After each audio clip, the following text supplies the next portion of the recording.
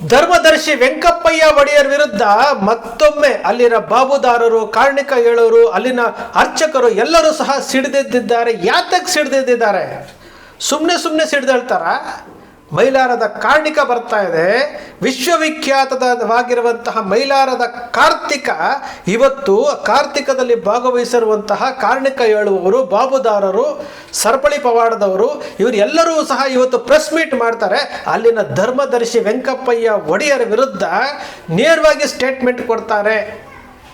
ಇಲ್ಲಿ ಸ್ವಯಂ ಘೋಷಿತ ಧರ್ಮದರ್ಶಿಗಳಾಗಿರುವಂತಹ ವೆಂಕಪ್ಪಯ್ಯ ಒಡೆಯರವರು ಅವರ ಜೊತೆಯಲ್ಲಿರುವಂತಹ ಅರ್ಚಕರಾದಿಯಾಗಿ, ಅವರ ಜೊತೆಯಲ್ಲಿರುವಂತಹ ಬಾಬುದಾರರಾಗಿರ್ಬೋದು, ಅವರ ಜೊತೆಯಲ್ಲಿರುವಂತಹ ಕಾರ್ಣಿಕ ಹೇಳೋರು, ಅವ್ರ ಜೊತೆಯಲ್ಲಿರುವಂತಹ ಸರಪಳಿ ಪವಾಡದವರು, ಇವರನ್ನೆಲ್ಲರನ್ನು ವಿಶ್ವಾಸಕ್ಕೆ ತೆಗೆದುಕೊಳ್ಳದೆ ಸರ್ವಾಧಿಕಾರತನ ಮಾಡ್ತಾ ಇದ್ದಾರೆ ಅಂತೇಳಿ ಇಲ್ಲಿ ಆರೋಪ ಮಾಡಲಾಗ್ತಾ ಇದೆ.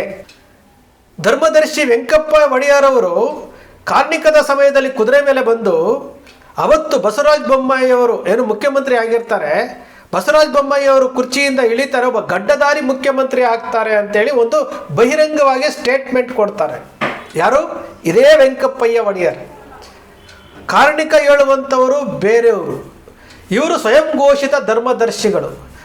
ಇಲ್ಲಿ ನಮಗೆ ಸಂಬಳ ಬರ್ತಾ ಇಲ್ಲ, ನಮಗೆ ಭತ್ಯೆಗಳಿಲ್ಲ, ನಮಗೆ ಕೊಡ್ತಾ ಇರುವಂಥ ಸಂಬಳವೇ ಸರಿ ಕೊಡ್ತಿಲ್ಲ ಅಂತೇಳಿ DC ಮುಂದೆ, ಸರ್ಕಾರದ ಮುಂದೆ, ಮುಜರಾಯಿ ಇಲಾಖೆ ಮುಂದೆ ಲೆಟರ್ಗಳನ್ನು ಬರ್ಕೊಂಡು ದಯನೀಯ ಸ್ಥಿತಿನಲ್ಲಿ ಬೇಡ್ತಾ ಇದ್ದರೆ, ಇಲ್ಲಿ ವೆಂಕಪ್ಪಯ್ಯ ಒಡೆಯರು ಕೋಟಿ ಆಸ್ತಿ ಮಾಡಿದ್ದಾರೆ. ಇವರ ಪಾತ್ರ ಏನು ಗೊತ್ತಿಲ್ಲ. ಒಬ್ಬ ಧರ್ಮದರ್ಶಿಯ ಹೆಸರಿನಲ್ಲಿ ಕೋಟಿ ಆಸ್ತಿ ಯಾವ ಥರ ಬರ್ತಾ ಇದೆ ಗೊತ್ತಿಲ್ಲ. ಬೆಂಗಳೂರಿನಲ್ಲಿ ಒಂದು ದೇವಸ್ಥಾನ ಅಂತೆ, ಮೈಲಾರದಲ್ಲಿ ದೇವಸ್ಥಾನ ಅಂತೆ, ಎಲ್ಲೆಲ್ಲಿದೆಯೋ ಗೊತ್ತಿಲ್ಲ. ಅಲ್ಲಿ ಧರ್ಮದರ್ಶಿ ಪೀಠದಲ್ಲಿ ಕೂತ್ಕೊಂಡು ಇವ್ರು ಮಾಡ್ತಾ ಇರ್ಬೋದು. ಏನ್ರಿ ಧರ್ಮದರ್ಶಿ ಅಂದರೆ ಏನು? ಎಲ್ಲರನ್ನು ಸಮಾನರಾಗಿ ಕಾಣಿ ಭಕ್ತಿಯಿಂದ ಬರುವವರೆಗೆ ಒಂದು ಮಾರ್ಗದರ್ಶನ ತೋರಿಸುವಂತಹ ಒಂದು ಕಾಯಕದಲ್ಲಿ ತೊಡಗಿಸಬೇಕಾದಂಥ ಒಬ್ಬ ಧರ್ಮದರ್ಶಿ ಆಸೆ ದುರಾಸೆಯನ್ನು ಬಿಟ್ಟು ಅಲ್ಲಿ ಸದ್ವಿಚಾರಗಳನ್ನು, ಸನ್ಮಾರ್ಗದಲ್ಲಿ ನಡೆಯುವಂತಹ ವಿಚಾರವನ್ನು ಹೇಳೋದನ್ನು ಬಿಟ್ಟು ಆ ದೇವಸ್ಥಾನದ ಅರ್ಚಕರಾದಿಯಾಗಿ ಇವರ ಮೇಲೆ ಆರೋಪ ಮಾಡ್ತಾರೆ. ವಿಜಯನಗರದ DC ನಾವು ಒಂದು ಲೆಟರ್ ಬರೆದಿದ್ವಿ. ಏನಂತ ಬರೆದಿದ್ವಿ ಅಂದರೆ, ವೆಂಕಪ್ಪಯ್ಯ ಒಡೆಯರ್ ಎಂಬ ಧರ್ಮದರ್ಶಿಗಳು, ಸ್ವಯಂ ಘೋಷಿತ ಧರ್ಮದರ್ಶಿಗಳು, ಅಲ್ಲಿನ ಕಾರ್ಣಿಕದ ಮಹತ್ವ ಇಡೀ ಜಗತ್ತಿಗೆ ಸಾರುವಂತಹ ಮೈಲಾರದ ಇದರಲ್ಲಿ ಬಸವರಾಜ ಬೊಮ್ಮಾಯಿಯವರ ನಂತರ ಒಬ್ಬ ಗಡ್ಡಧಾರಿ ಮುಖ್ಯಮಂತ್ರಿ ಆಗ್ತಾರೆ ಅಂತ ಒಂದು ಸ್ಟೇಟ್ಮೆಂಟ್ ಕೊಡ್ತಾರೆ. DK ಶಿವಕುಮಾರ್ ಬಂದರೆ DK ಶಿವಕುಮಾರ್ ಮುಂದಿನ ಮುಖ್ಯಮಂತ್ರಿ ಆಗ್ತಾರೆ ಅಂತೇಳಿ ಆವಾಗಲೇ ಹೇಳಿರ್ತಾರೆ. ಇದು ಯಾವ ರೀತಿಯಲ್ಲಿ ಮುಜರಾಯಿ ಇಲಾಖೆಗೆ ಸೇರಿರುವಂತಹ ದೇವಸ್ಥಾನದಲ್ಲಿ ಇವರು ಯಾರು ಅನ್ನೋದೇ ಗೊತ್ತಿಲ್ಲದಂತಹ ಒಬ್ಬ ವ್ಯಕ್ತಿ, ಸ್ವಯಂ ಘೋಷಿತ ಧರ್ಮದರ್ಶಿ ಈ ರೀತಿ ನಡ್ಕೊಳ್ತಾ ಇರುವುದು ಯಾಕೆ? ಇವರನ್ನು ಆ ಪೀಠದಿಂದ ವಜಾಗೊಳಿಸಿ ಅಂತೇಳಿ ಅಕ್ಷರ ಮೀಡಿಯಾ DC ಅವರಿಗೆ ಮನವಿ ಮಾಡಿತ್ತು, ದೂರನ್ನು ಕೊಟ್ಟಿತ್ತು. ಇದು ಇಲ್ಲಿ ನಡೀತಾ ಇರುವಂತಹ ವಿಚಾರಗಳು. ಯಾಕಂದರೆ ಮೈಲಾರ ಲಿಂಗೇಶ್ವರ ಅಂತಂದರೆ ಪವಾಡ ಪುರುಷ.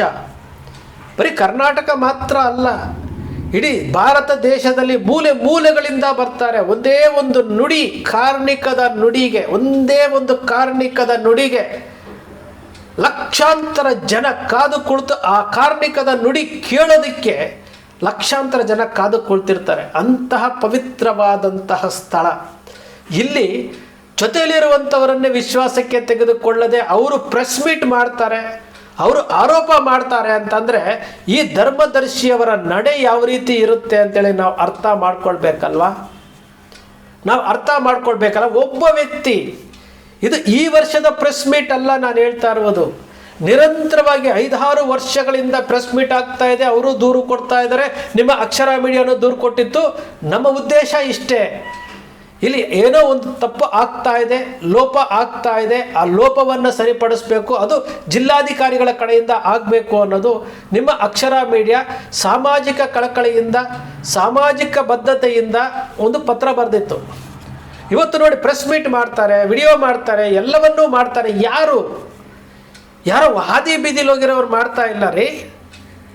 ಹಾದಿ ಬೀದಿಲೋಗಿ ಮಾಡ್ತಾ ಇಲ್ಲ. ಆ ದೇವಸ್ಥಾನದ ಪ್ರಧಾನ ಅರ್ಚಕರು ಪ್ರೆಸ್ ಮೀಟಲ್ಲಿ ಇರ್ತಾರೆ, ಕಾರ್ಣಿಕ ಹೇಳೋರು ಪ್ರೆಸ್ ಮೀಟಲ್ಲಿ ಇರ್ತಾರೆ, ಸರಪಳಿ ಪವಾಡ ಮಾಡುವವರು ಅಲ್ಲಿರ್ತಾರೆ, ಅಲ್ಲಿನ ಪವಾಡಗಳನ್ನು ಮಾಡುವವರು ಇರ್ತಾರೆ. ಅಂದರೆ ಇಲ್ಲಿ ವೆಂಕಪ್ಪಯ್ಯ ಒಡೆಯರು ಹೋಗ್ತಾ ಇರುವಂತಹ ದಾರಿ ಸರಿ ಇಲ್ಲ.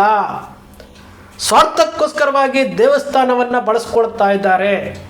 ಇದು ವಾಸ್ತವ ಸತ್ಯ. ಇಲ್ಲಿ ವ್ಯಕ್ತಿ ಮುಖ್ಯ ಅಲ್ಲ, ಇಲ್ಲಿ ವ್ಯಕ್ತಿ ಮುಖ್ಯ ಅಲ್ಲ. ಒಬ್ಬ ವ್ಯಕ್ತಿ ತಾನು ದುರಾಸೆಗೆ ಬಿದ್ದಾಗ ಏನೇನು ಮಾಡ್ತಾನೆ ಅನ್ನೋದಕ್ಕೆ ಇವೆಲ್ಲವೂ ಬರುತ್ತೆ. ಒಂದು ದೇವಸ್ಥಾನದ ಸ್ವಯಂ ಘೋಷಿತ ಧರ್ಮದರ್ಶಿ, ನಾನು ಟ್ರಸ್ಟ್ ಮಾಡಿದ್ದೀನಿ, ಕಪಿಲ ಮುನಿ ಆಶ್ರಮ ಏನೇನೋ ಹೇಳ್ತಾ ಇರ್ತಾರೆ ಅವರು. ಅಲ್ಲಿ ಹೋಗುವಂಥವ್ರು ಯಾರು? ಇವರೇ ಧರ್ಮದರ್ಶಿಗಳು ಅಂತೇಳಿ ತಗೊಂಡೋಗಿ ಎಲ್ಲವನ್ನು ಅವರಿಗೆ ಅರ್ಪಿಸ್ತಾರೆ. ಪಾಪ ಪವಾಡ ಮಾಡೋರು, ದೇವಸ್ಥಾನ ಕಾಯೋರು, ದೇವಸ್ಥಾನ ಸ್ವಚ್ಛತೆ ಮಾಡೋರು, ಪೂಜೆ ಮಾಡೋರು, ಇವರು ಎಲ್ಲರೂ ಸಹ ಮುಜರಾಯಿ ಇಲಾಖೆಗೆ ಒಳಪಡ್ತಾರೆ.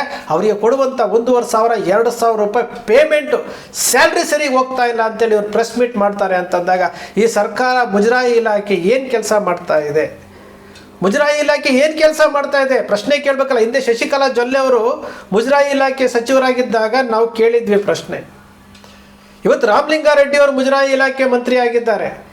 ಅವ್ರು ಏನು ಮಾಡ್ತಾ ಇದ್ದಾರೆ? ಡಿ ಸಿ ಅವ್ರು ಏನು ಮಾಡ್ತಾ ಇದ್ದಾರೆ? ಎ ಸಿ ಅವ್ರು ಏನು ಮಾಡ್ತಾ ಇದ್ದಾರೆ? ತಹಸೀಲ್ದಾರ್ ಏನು ಮಾಡ್ತಾ ಇದ್ದಾರೆ? ಅಲ್ಲಿ ಪ್ರೆಸ್ ಮೀಟ್ ಮಾಡ್ತಾ ಇದ್ದಾರೆ. ಇಲ್ಲಿ ಆಗ್ತಾ ಇರುವಂಥದ್ದು ತಪ್ಪು ಆಗ್ತಾ ಇದೆ, ಇದು ತಪ್ಪು ಆಗ್ತಾ ಇರೋದನ್ನು ಸರಿಪಡಿಸ್ಬೇಕು, ನಾವು ಜವಾಬ್ದಾರಿ ಸ್ಥಾನದಲ್ಲಿ ಕೂತಿದ್ದೇವೆ, ಮಾಡಬೇಕು ಅಂತೇಳಿ ಡಿ ಸಿಗೆ ಅನಿಸ್ತಾ ಇಲ್ವಾ? ಎ ಸಿಗೆ ಅನಿಸ್ತಾ ಇಲ್ವಾ?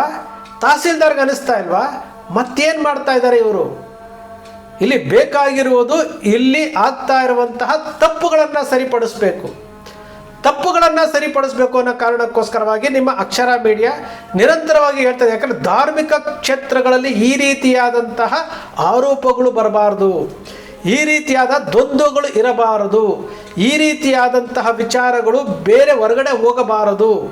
ಒಬ್ಬ ಧರ್ಮದರ್ಶಿ ತನ್ನ ಜೊತೆಯಲ್ಲಿರುವಂಥವ್ರನ್ನ ವಿಶ್ವಾಸಕ್ಕೆ ತೆಗೆದುಕೊಳ್ಳಲಿಲ್ಲ ಅಂತಂದರೆ ಆ ವ್ಯಕ್ತಿ ತಮ್ಮ ಧರ್ಮದರ್ಶಿ, ಸ್ವಯಂ ಘೋಷಿತ ಧರ್ಮದರ್ಶಿ, ಸರ್ಕಾರ ನೇಮಿಸಿರೋದಲ್ಲ, ಸರ್ಕಾರ ಕೊಟ್ಟಿರುವಂತಹ ಅಧಿಕಾರ ಅಲ್ಲ ಅದು.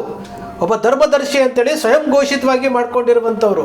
ನಿಮ್ಮ ಅಕ್ಷರ ಮೀಡಿಯಾ ಏನು ಡಿ ಸಿ ಅವರಿಗೆ ದೂರು ಕೊಟ್ಟಿತ್ತು, ಇವರನ್ನು ಆ ಸ್ಥಾನದಿಂದ ವಜಾ ಮಾಡಿ ಅಂತೇಳಿ ದೂರು ಕೊಟ್ಟಿತ್ತು. ನಿಜಕ್ಕೂ ಬಹಳ ಬೇಸರ ಆಗುತ್ತೆ. ಅಲ್ಲಿನ ಪ್ರೆಸ್ ಮೀಟ್ ಮಾಡಿ ಅವರಿಂದ ಮಾಹಿತಿಗಳನ್ನು ತೆಗೆದುಕೊಂಡಾಗ ಇನ್ನೂ ಅದು ಸರಿ ಹೋಗಿಲ್ಲ ಅಂತಂದಾಗ ಒಬ್ಬ ಜವಾಬ್ದಾರಿಯುತವಾದಂಥ ಒಬ್ಬ ಭಕ್ತನಾಗಿ, ನಮ್ಮ ಮನೆಯ ದೇವರು ಮೈಲಾರಲಿಂಗೇಶ್ವರ, ನಮ್ಮ ಮನೆಯ ದೇವರು ಮೈಲಾರಲಿಂಗೇಶ್ವರ, ನಮ್ಮ ಮನೆಯ ದೇವರ ಕ್ಷೇತ್ರದಲ್ಲಿ ಈ ರೀತಿಯಾಗಿ ನಡೀತಾ ಇದೆ ಅಂತಂದಾಗ ಒಬ್ಬ ಜವಾಬ್ದಾರಿಯುತವಾದಂಥ ಪತ್ರಕರ್ತನಾಗಿ ನಾನು ಪ್ರಶ್ನೆ ಮಾಡಬೇಕಲ್ಲ.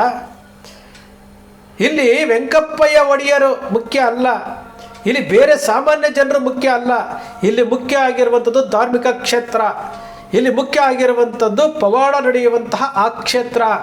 ಮೈಲಾರಲಿಂಗೇಶ್ವರನನ್ನು ಎಲ್ಲ ಸಮಾಜದವರು, ಎಲ್ಲ ಧರ್ಮೀಯವರು ಆರಾಧಿಸ್ತಾರೆ, ಪೂಜಿಸ್ತಾರೆ. ಇದನ್ನು ಅರ್ಥ ಮಾಡ್ಕೊಳ್ಬೇಕಾಗತ್ತೆ. ಇದನ್ನು ಅರ್ಥ ಮಾಡಿಕೊಂಡಾಗ ಮಾತ್ರ ಇಲ್ಲಿ ಪರಿಸ್ಥಿತಿ ತಿಳಿಗೊಳ್ಳುತ್ತೆ. ಇಲ್ಲಿ ಬಹಿರಂಗವಾಗಿ ಪ್ರೆಸ್ ಮೀಟ್ ಮಾಡ್ತಾ ಇರುವುದನ್ನು ನೋಡ್ತಾ ಇದ್ರೆ ಅಸಹ್ಯ ಆಗುತ್ತೆ ರೀ. ಯಾವ ಸ್ಥಿತಿಗೆ ಬಂದಿದೆ ಈ ವ್ಯವಸ್ಥೆ, ಯಾವ ಸ್ಥಿತಿಗೆ ಬಂದಿದೆ? ವ್ಯವಸ್ಥೆಯ ವಿರುದ್ಧ ಅಸಹ್ಯ ಆಗುತ್ತೆ. ವ್ಯವಸ್ಥೆ ಈ ರೀತಿ ಬಂದಿದೆಯಲ್ಲ. ಏಕಾಏಕಿ ಪ್ರೆಸ್ ಮೀಟ್ ಮಾಡಿದ್ದಲ್ಲ ರೀ ಇದು. ಜಿಲ್ಲಾಧಿಕಾರಿಗಳ ಏಕಾಏಕಿ ಪ್ರೆಸ್ ಮೀಟ್ ಮಾಡಿದ್ದಲ್ಲ. ಎಷ್ಟು ಜನ ಜಿಲ್ಲಾಧಿಕಾರಿಗಳು ಬಂದೋದ್ರು. ಎಲ್ಲ ಜಿಲ್ಲಾಧಿಕಾರಿಗಳಿಗೂ ಮನವಿ ಕೊಡ್ತಾನೆ ಇದ್ದಾರೆ, ತಹಸೀಲ್ದಾರ್ ಮನವಿ ಕೊಡ್ತಾ ಇದ್ದಾರೆ, ಎ ಸಿಗೆ ಮನವಿ ಕೊಡ್ತಾ ಇದ್ದಾರೆ. ಒಬ್ಬ ಧರ್ಮದರ್ಶಿ, ಸ್ವಯಂ ಘೋಷಿತ ಧರ್ಮದರ್ಶಿ ಕೋಟ್ಯಾಂತರ ರೂಪಾಯಿ ಹಣ ಮಾಡ್ತಾ ಇದ್ದಾರೆ. ಯಾವ ರೀತಿ ಮಾಡ್ತಾ ಇದ್ದಾರೆ, ಎಲ್ಲಿಂದ ಬಂತು, ಅವರ ಮೂಲ ಏನು, ಇದರ ಬಗ್ಗೆ ಯಾರು ತನಿಖೆನೇ ಮಾಡಲ್ವಾ? ಭಕ್ತರ ನಂಬಿಕೆಗಳು ಅಲ್ಲಿ ಇರೋವಂಥದ್ದು.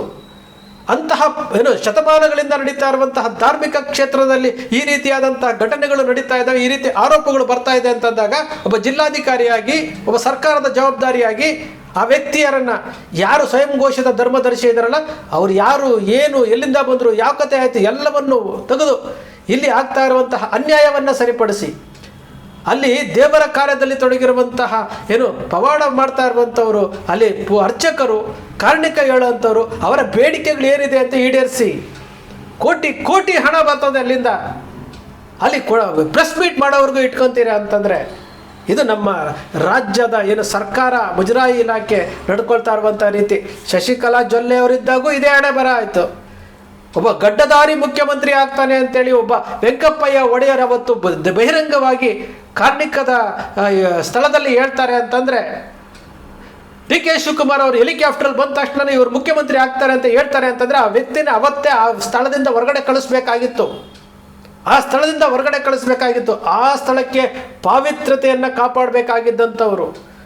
ಡಿ ಕೆ ಶಿವಕುಮಾರ್ ಬಂದ ತಕ್ಷಣ ನೀನು ಮುಖ್ಯಮಂತ್ರಿ, ಬಸವರಾಜ ಬೊಮ್ಮಾಯಿ ಆದ ತಕ್ಷಣ ಗಡ್ಡಧಾರಿ ಮುಖ್ಯಮಂತ್ರಿ. ಯಾರು ಇವತ್ತರೆಗೂ ಆಯ್ತಾ? ಇವತ್ತರೆಗೂ ಆಯ್ತೇನ್ರಿ? ಇದೊಂದು ವಿಚಾರ ಸಾಕಲ್ವೇನ್ರಿ ನಿಮಗೆ? ಡಿ ಸಿ ಅವರೇ, ಎ ಸಿ ಅವರೇ, ತಹಸೀಲ್ದಾರ್ ಅವರೇ, ದೂರು ಕೊಟ್ಟಿದ್ದೀವಲ್ಲ ನಾವು. ಏನಾದ್ರು ತನಿಖೆ ಮಾಡಿದ್ರ?